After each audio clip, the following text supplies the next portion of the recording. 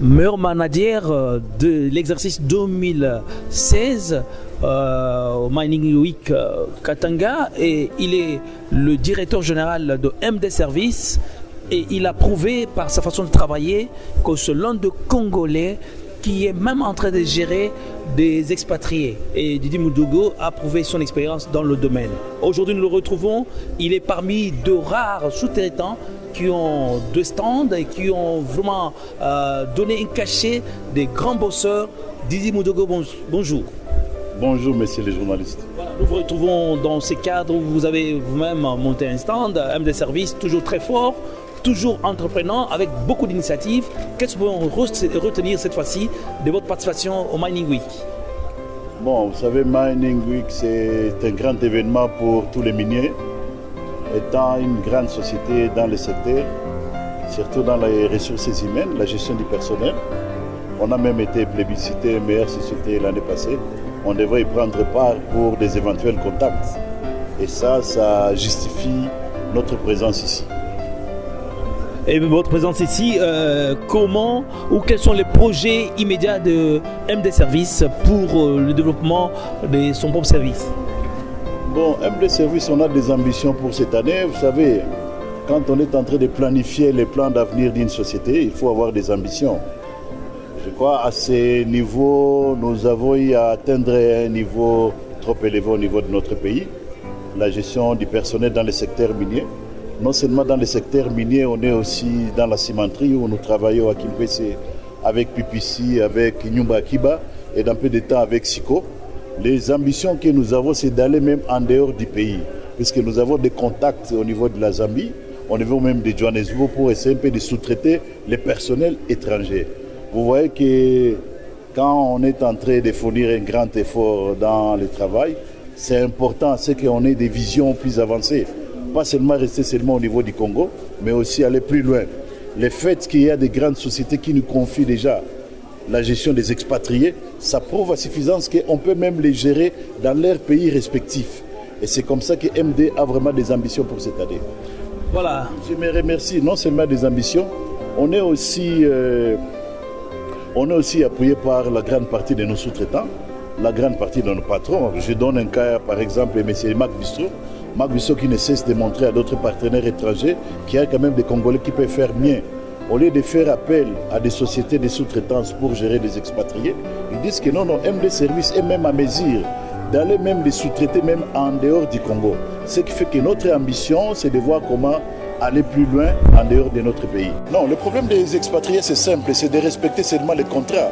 Puisque quand il y a un partenaire, il est affecté chez un partenaire qui me donne toutes les normes, maintenant voilà les contrats, toutes les clauses du contrat. Moi, c'est question de les appliquer et de les mettre en application, c'est tout. C'est ce qui est très important. Quand il voit qu'il y a du sérieux dans le travail, et le reste, je ne crois pas que ça peut poser des problèmes. Complexé, je ne crois pas si... Il y a beaucoup d'étapes qu'on a déjà franchies. Les étapes d'être complexé, ça sont des étapes qu'on a déjà franchies. Mais là, maintenant, on se met au travail et devoir avoir des visions plus loin. Et à tout moment, c'est documenter dans le secteur et avoir les réglementations nouveaux sans pour autant s'écarter des normes en rapport du respect des clauses de la réglementation du travail dans notre pays.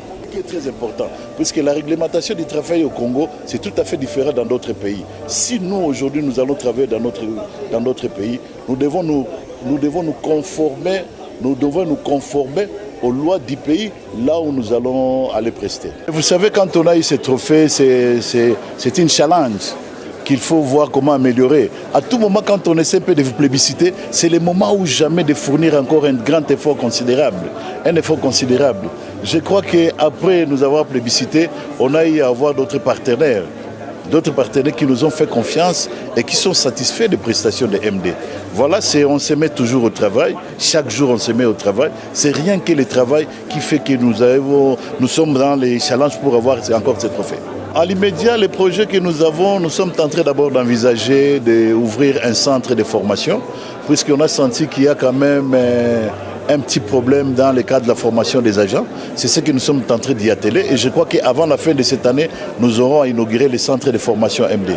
Nous allons d'abord commencer par la formation en anglais, puisque la grande partie de nos partenaires sont des anglophones. En anglais, c'est un atout majeur pour la communication. Mais aussi, nous allons voir comment ouvrir un centre informatique, puisque sans l'informatique, je crois que rien ne peut se faire. Ça, c'est au niveau d'IDOCO. Là, on a un grand nombre de partenaires. Au niveau international, on est en train de signer un contrat avec une grande société sud-africaine, Capitol, qui va essayer de nous aider dans le cadre de renforcer des capacités dans d'autres secteurs, dans d'autres niveaux, pour essayer de renforcer les capacités de nos agents.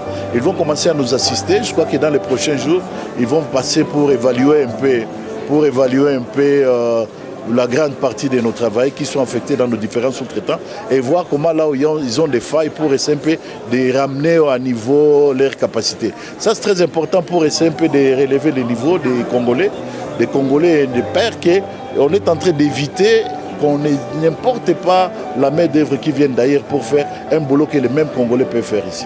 C'est ce qui est très important pour le moment. Nous sommes en train de faire tout ça pour essayer un peu de ramener à niveau les capacités des Congolais. En fait, ça, c'est un problème qu'on est en train. Je lance un appel à tous les sous-traitants congolais, les expatriés qui sont ici, qui gèrent le personnel congolais. Le grand problème qui est là, c'est de voir comment relever le niveau des Congolais, de voir comment les former. De sorte que quand il y a un partenaire qui vient ici, il va trouver toutes les capacités sur place. Et c'est ça, c'est un plan qu'on est en train d'envisager dans l'avenir pour essayer un peu de relever le niveau des Congolais. Le problème, ce n'est pas seulement de gérer les personnels. Si on a eu ces trophées, c'est puisqu'on a des ambitions. On a des ambitions à court, à moyen et à long terme. Les ambitions qu'on a pour le moment, c'est de relever le niveau des capacités des Congolais. Ce n'est pas seulement le business. Si on a des capacités des Congolais qui fournissent un effort considérable, ça c'est un atout majeur. Les expatriés qu'on est en train de gérer, c'est puisqu'ils sont experts dans tel ou tel domaine. Mais s'il arrivait qu'il y a les mêmes Congolais qui peuvent faire ce travail, je ne crois pas si on va faire appel à des expatriés dans le secteur minier. Et ça, c'est un atout majeur qu'on est en train de s'efforcer pour ça. J'essaie un peu de remercier tous les partenaires qui nous ont soutenus, en particulier Mac Bistro. Mac Bistro qui est en train de voir comment promouvoir les opérateurs économiques congolais. Et tu vois, dans les projets Kibali Rand Gold Congo, on ne voit que des Congolais qui travaillent avec Mac Bistro. Ce qui fait que les conseils qu'ils ne cessent de nous donner, et c'est ça qui essaie un peu de nous montrer qu'on peut aller plus loin, on peut faire mieux comme Congolais.